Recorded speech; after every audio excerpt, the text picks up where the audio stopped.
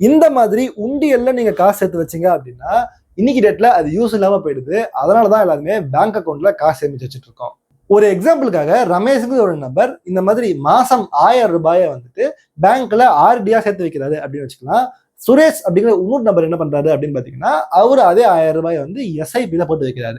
அப்படின்னா ஒரு 10 வருஷம் வந்து 2 பேருமே வந்து மாசம் 1000 ரூபாயை காசு போட்டுட்டு வராங்க அப்படின்னா, ரமேஷுக்கு வந்து ஒரு 10 வருஷத்துக்கு அப்புறமா 1,50,000 லட்சம் ரூபாய் போல வந்து ஆக்சுவலா கெயின்ஸ் வந்திருக்கும். ஆனா சுரேஷுக்கு பாத்தீங்க அப்படின்னா அவர் ஸ்மார்ட்டா எஸ்ஐபில இன்வெஸ்ட் பண்ணாரு அப்படிங்கிறதுனால அவருக்கு 2.25 இருந்து 2,50,000 லட்சம் ரூபாய் வரைக்கும் காசு வந்திருக்கும். இங்க லிட்டரலி பாத்தீங்க அப்படின்னா மாசம் 1000 ரூபாய்னா ஒரு வருஷத்துக்கு 12,000 ரூபாய், 10 வருஷத்துல 1,20,000 ரூபாய் உங்க காசு மட்டுமே நீங்க உள்ள இன்வெஸ்ட்மெண்டா போட்டிருக்கீங்க.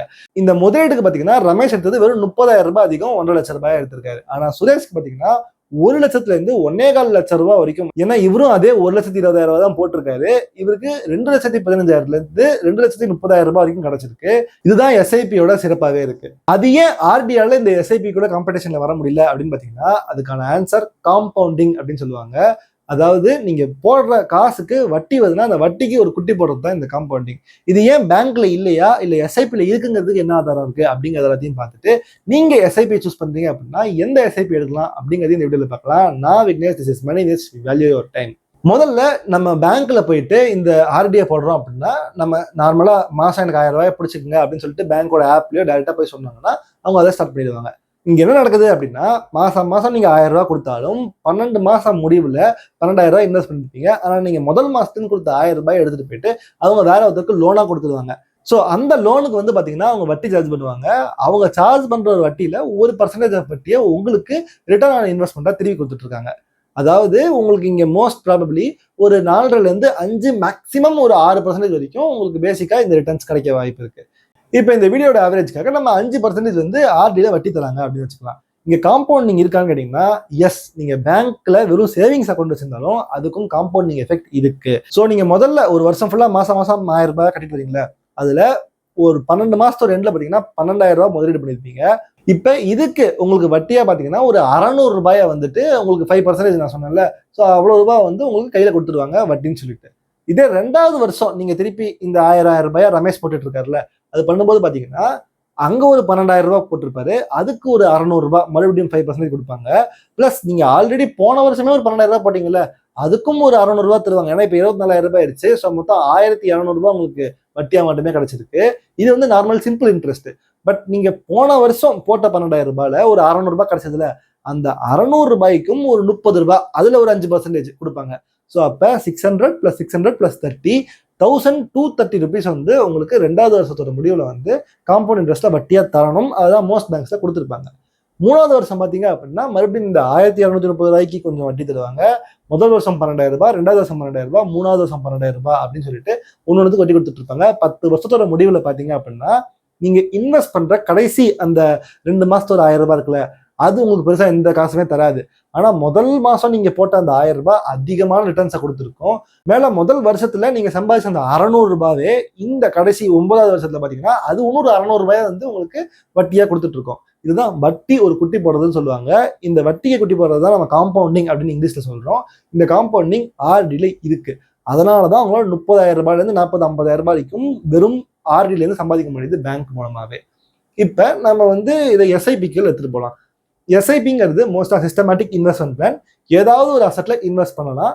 மோஸ்ட் கேசஸ் இந்த எஸ்ஐபிங்கிறது ஸ்டாக் மார்க்கெட் மியூச்சுவல் ஃபண்ட் தான் குறிக்கும். ஸோ மியூச்சுவல் ஃபண்ட்னா ஸ்டாக் மார்க்கெட்ல அவங்க போய் உங்களுக்கு போல இன்வெஸ்ட் பண்ண போறாங்க. அதான் நம்ம எஸ்ஐபின்னு சொல்றோம். நம்ம இந்த எஸ்ஐபிக்கு பெஸ்ட் எஸ்ஐபி இந்தியாலேயே அப்படின்னு சொல்லப்படக்கூடிய நிஃப்டி 50 இண்டெக்ஸ் ஃபண்டோட எஸ்ஐபி எடுத்துக்கலாம். இதுதான் நான் சொல்லியிருந்தேன். நிறைய பேர் வந்து பிகினர்ஸா இந்த எஸ்ஐபி பண்ண ஸ்டார்ட் பண்றாங்க அப்படின்னா நிஃப்டி 50 தான் இன்வெஸ்ட் பண்ண ஸ்டார்ட் பண்ணுவாங்க. ஸோ அதை நம்ம எடுத்துக்கலாம். ஸோ இப்போ இந்த எஸ்ஐபியில உங்களுக்கு காம்பவுண்டிங் இருக்கா அப்படிங்கிறத நம்ம பார்க்கலாம். எஸ்ஐபி வந்து கொஞ்சம் டிஃப்ரெண்டா ஆக்ட் ஆகும். நீங்க வந்து மாசம் அதே அந்த சுரேஷ் நம்பர் 1000 ரூபாய் போட்டு இருந்தாருல, ஒரு வருஷம் முடிவுல 12,000 ரூபாய் இருக்கு அப்படின்னா அவருக்கு அந்த வருஷம் முடிவுல ஆர்டி போட்ட ரமேஷ்க்கு என்ன கிடைச்சது, 600 ரூபாய் வட்டியா மட்டுமே கிடைச்சது. ஆனா சுரேஷ்க்கு என்ன கிடைச்சிருக்கும் அப்படின்னா 2,000 ரூபாய் மைனஸ்ல போயிட்டு 10,000 ரூபாய் தான் இருக்கும். அவரு ஒரு வருஷம் ஃபுல்லா 1000 ரூபாய் போட்டு 12,000 ரூபாய் இன்வெஸ்ட் பண்ணிருப்பாரு. கையிலேயே 10,000 ரூபாய் தான் இருக்கும். 2,000 ரூபாய் நஷ்டத்துல இருக்கும். இதனாலதான் நிறைய பேர் இந்த எஸ்ஐபி இந்த மாதிரியான விஷயங்கள்ல போறதுக்கு பயப்படுறதுக்கான முக்கியமான காரணமா இருக்கு. ஏன்னா அவங்க காசு தான் முதலே நஷ்டமாயிடுது, அப்ப இது நஷ்டமாகும், இது வந்து ஒரு ப்ராப்பரான முதலீடு இல்ல அப்படிங்கிற ஒரு ஃபீலிங் எல்லாரும் வந்துடுறாங்க. 2வது வருஷம் என்ன ஆகும் அப்படின்னு பாத்தீங்கன்னா மறுபடியும் இது மாசம் மாசம் 10,000 ரூபாய் போட்டுட்டு இருப்பாரு.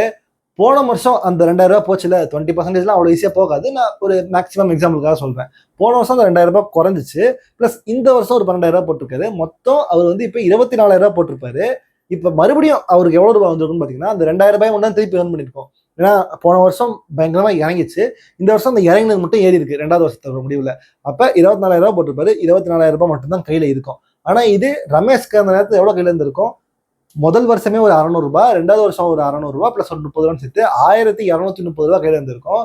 ஸோ 24,000 ரூபாய் போட்டு 25,230 ரூபாய் கையில வச்சிருப்பாரு. இவரு வெறும் 24,000 ரூபாய் தான் கையில வச்சிருப்பாரு. ஸோ பார்க்கும்போது இவர் வந்து ஏதோ லூஸ் பண்ணிட்டு இருக்கிற மாதிரி தெரியும், ஏமாந்துட்டு இருக்கிற மாதிரி தெரியும். ஆனா 3வது வருஷத்துல இருந்தா இந்த கேமே சூடுபிடிக்க ஆரம்பிக்குது. எஸ்ஐபியை பொறுத்த வரைக்கும் ஒரு மாசம் இல்ல ஒரு வருஷம் வந்து பயங்கரமா மார்க்கெட் இறங்குது அப்படின்னா அடுத்த 1-2 வருஷத்துல அந்த இறக்கத்தையும் சேர்த்து மேல ஓடும். ஸோ இப்ப இங்க வந்து உங்களுக்கு வந்து பர்சன்டேஜ் வந்து கணக்கு கிடையாது. இப்ப ஆர்டில பாத்தீங்கன்னா உங்களுக்கு 5% தான் அப்படிங்கிறது உங்களுக்கு செட் பண்ண ஒரு டேர்மா இருக்கு. ஆனா எஸ்ஐபியை பொறுத்த வரைக்கும் அதுக்கு பர்சன்டேஜ் கிடையாது. அது 10%, 20% கூட கொடுக்கலாம், ஆர் 2%, 1% கூட கொடுக்கலாம், -10% கொடுக்கலாம். இந்த -10% போகும்போது தான் உங்களுக்கு நஷ்டமே வருது. கரெக்டா? ஸோ முதல் 2 வருஷத்துல ஒரு வருஷம் நஷ்டத்தை பார்த்தாச்சு, அடுத்த வருஷம் நஷ்டத்தை மட்டும் ஈடுகட்டிருக்கு.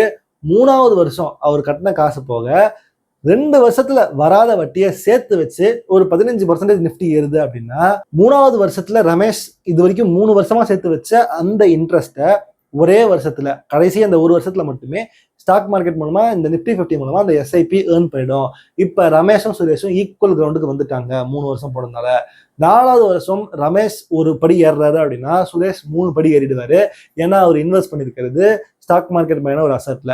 ஸோ இந்த இடத்துல எஸ்ஐபியை பொறுத்த வரைக்கும் ஸ்டார்டிங்ல வந்து உங்களுக்கு ரொம்ப டேஞ்சரஸா தெரியும். ஸ்டார்டிங்ல மைனஸ்ல போகும், உங்களுக்கு நஷ்டமாயிட்டு இருக்கும். அதனால உங்களை மற்றவங்கலாம் வந்து நம்மளோட பெட்டரா பண்றானோ நம்ம கம்மியா பண்றவங்க ஒரு ஃபீலிங் இருக்கும். ஆனா ஒரு 3-4 வருஷம் நீங்க வெயிட் பண்ணிட்டீங்க அப்படின்னா மற்ற பேங்க்ல பண்ற இன்ட்ரெஸ்டோட இங்க அதிகமாவே இன்ட்ரெஸ்ட் வரும். இங்க வந்து யாரோ உங்களுக்கு காசை கொடுக்கல, பதிலா ஒரு பிசினஸ் நடக்குது, அந்த பிசினஸ் ப்ராஃபிட் சம்பாதிக்கிறாங்க. ஸோ பிசினஸோட விலை ஏறுது, நீங்க போட்ட முதலீடோட விலையுமே ஏறுது.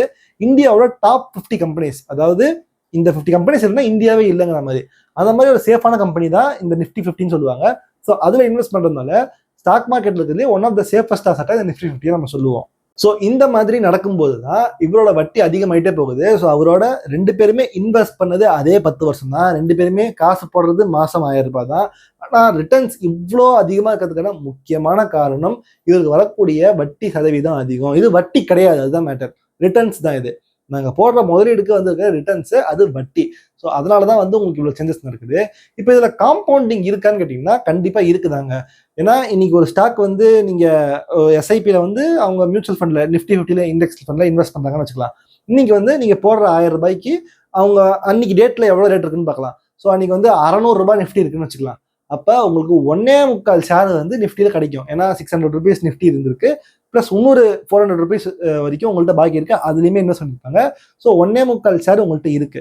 நாளைக்கு 600 ரூபாயிலேருந்து ஒரு ப்ரைஸ் வந்து 400 ரூபாய்க்கு இறங்கிடுச்சு அப்படின்னா உங்ககிட்ட போன வருஷமே வாங்கின அந்த 1.25 ஷேர் இருந்துச்சு, பிளஸ் இந்த வருஷம் 400 ரூபாங்கிறப்ப 2 ஷேர் வாங்க முடியும், 200 ரூபாய் எக்ஸ்ட்ரா வேற இருக்கும். அப்ப 2.25 ஷேர் இருக்கும். ஸோ 1.25 பிளஸ் 2.25 சொல்லிட்டு உங்களுக்கு 4 ஷேர் வந்துட்டு இந்த நிஃப்டியில வந்துடும். ஸோ அப்ப பிரைஸ் வந்து 100 ரூபாயிலேருந்து 50 ரூபாய் இறங்குது அப்படின்னா திருப்பி 50 ரூபாயிலேருந்து ஆரம்பிச்சு மேலே போகுது. அதே மாதிரி 100 ரூபாயிலேருந்து 110 ரூபாய் போயிடுச்சு அப்படின்னா அடுத்த நாள் 110 ரூபாயிலேருந்து மேலே ஆரம்பிச்சு போயிட்டு இருக்க போகுது. ஸோ அப்போ பிசினஸோட பிரைஸ் வந்து மேலே மேலே போயிட்டு இருக்க போகுது, எங்க விட்டாங்களோ அங்கேருந்து தான் பிடிச்சிட்டு போயிட்டு இருக்க போகுது. ஸோ இங்க காம்பவுண்டிங் வந்து உங்களோட வட்டிக்கு குட்டி போடுதா அப்படின்னு கேட்டீங்கன்னா நீங்க 100 ரூபாய்க்கு வாங்கினீங்க, பிரைஸ் வந்து 110 ரூபாய்க்கு போயிருச்சு, அன்னைக்கு டேரக்ட்ல 110 ரூபாயில இருக்கிறது அடுத்து 120 ரூபாய்க்கு போகுமான்னு தான் கணக்கு. ஸோ அப்போ இங்க வட்டி குட்டி டைரக்டா போடாம இன்டைரக்டா போடுது. உங்க கண்ணுக்கு வட்டியிலேருந்து காசு வர மாதிரி தெரியல. ஸோ ஆக்சுவலாக பார்த்தீங்க அப்படின்னா இந்த எஸ்ஐபிலையுமே காம்பவுண்டிங்கிற எஃபெக்ட் இருக்க தான் செய்யுது. ஆனால் என்ன, அந்த பர்சன்டேஜ் வந்து எஸ்ஐபியில் அதிகமாக இருக்கிறதுனால காம்பவுண்டிங்கோட ஆக்சுவல் எஃபெக்டை வந்து நீங்கள் எஸ்ஐபியில் சுரேஷ் அதிகமாக பார்த்தாரு, 1 லட்சம் வரைக்கும் லாபம் பார்த்தாரு. ஆனால் இங்கே ரமேஷ்க்கு பார்த்தீங்க அப்படின்னா வெறும் 30,000 தான் கிடைச்சது. காரணம் அவர் பேங்க்ல ஃபிக்ஸடான ஒரு இன்ட்ரெஸ்ட் ரேட்டுக்கு அவர் வாங்கிட்டு இருந்தாரு. ஸோ இந்த டேட்ல எந்த பேங்க்லயுமே பார்த்தீங்க அப்படின்னா மோஸ்டா சிம்பிள் இன்ட்ரெஸ்ட்லாம் தரதில்லை, எல்லாமே காம்பவுண்ட் இன்ட்ரெஸ்ட் தான் தராங்க. ஸோ காம்பவுண்டிங் இருந்துச்சுனாலே அந்த இன்வெஸ்ட்மெண்ட் வந்து உங்களுக்கு கோடீஸ்வரன் ஆக்கிடாது. ஸ்டாக் மார்க்கெட் மாதிரியான எஸ்ஐபி பண்ணக்கூடிய ஒரு இடங்கள்ல அதிகமான வட்டிக்கு காம்பவுண்டிங் பண்ணாதான் இன்வெஸ்ட்மெண்ட்டுக்கு ஆக்சுவல் வேல்யூ இருக்கும். 1% காம்பவுண்ட் ஆகிறத விட இங்க 10% காம்பவுண்ட் ஆகுது எஸ்ஐபியில. ரெண்டுமே காம்பவுண்டிங் தான். இது சிம்பிள் காம்பவுண்ட்னா நீங்க சொல்றது வேற, ரெண்டுமே காம்பவுண்டிங் அப்படிங்கிறப்ப 10% உங்களுக்கு அதிகமாக ரிட்டர்ன்ஸ் வரும் அப்படிங்கிறது தான் ஆக்சுவலான லாபமாவே இருக்கு. ஸோ ஹோப் இந்த வீடியோ உங்களுக்கு ஹெல்ப்ஃபுல்லாக இருந்திருக்கும் அப்படின்னு நினைக்கிறேன். பட் எனக்கு இந்த ஆர்டியும் வேணாம், எஸ்ஐபியும் வேணாம்ப்பா, நான் சேஃபாக பேசாமல் கோல்ட்லேயே போயிடுறேன் அப்படின்னு நினச்சிங்கன்னா கோல்டு இன்வெஸ்ட்மெண்ட் பற்றி கம்ப்ளீட்டாக இந்த வீடியோவில் பேசிக்க செக் பண்ணி பாருங்க. விக்னேஷ்.